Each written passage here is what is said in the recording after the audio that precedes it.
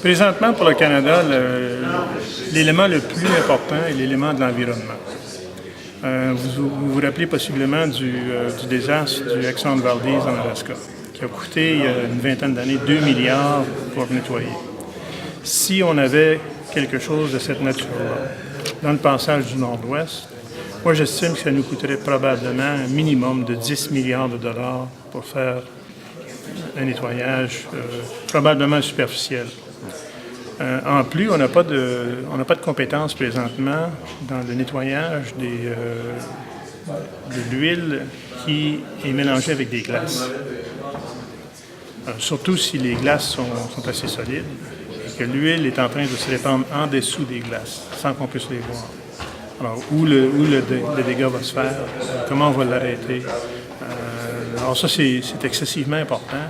Parce qu'évidemment, l'Arctique canadien, c'est un endroit c'est un écosystème qui est très fragile. Alors, si on a un désastre de cette nature-là,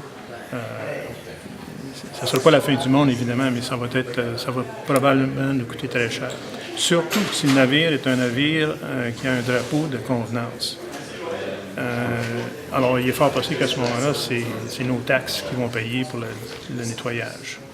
Est-ce que les Canadiens seraient premièrement fiers d'avoir un dégât de cette nature-là dans notre cour? Et deuxièmement, seraient-ils prêts à payer pour le nettoyer? Alors, si on peut, par la surveillance de l'Arctique, en ayant des forces constabulaires ou des forces militaires qui peuvent empêcher un navire de cette nature-là d'entrer dans nos eaux, il est important de le faire. Le principal défi auquel est confronté le Canada, c'est d'abord d'être présent sur son propre territoire. L'Arctique canadien est immense. On parle de 4 millions de kilomètres carrés, des ressources très limitées, des infrastructures très limitées. Il n'y a pas de port, il y a très peu d'aéroports et le changement dans l'environnement aussi met en péril une partie de ces infrastructures. Donc, ça va être d'investir des ressources pour assurer la présence gouvernementale. Et partant de ça, il y a aussi tous les services à donner aux communautés inuites. L'ampleur des problèmes socio-économiques qu'il y a dans certaines de ces communautés fait que ça devient très urgent de s'en préoccuper. Donc, est-ce que le Canada va avoir et va vouloir investir des ressources pour être présent sur place est une des questions auxquelles on va devoir répondre dans les prochaines années. C'est vraiment une priorité pour nous de plus en plus de coopérer avec nos voisins l'Arctique.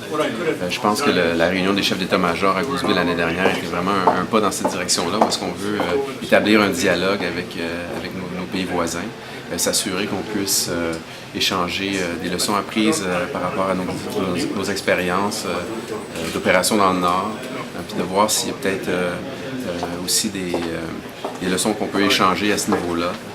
Puis voir aussi comment on se prépare chacun dans notre coin de pays un petit peu au type d'opération en soutien à des autorités civiles en cas de crise, en cas de désastre naturel ou quoi que ce soit dans le Nord. Donc je pense que c'est vraiment dans cette dimension-là qu'on s'enligne avec les autres pays.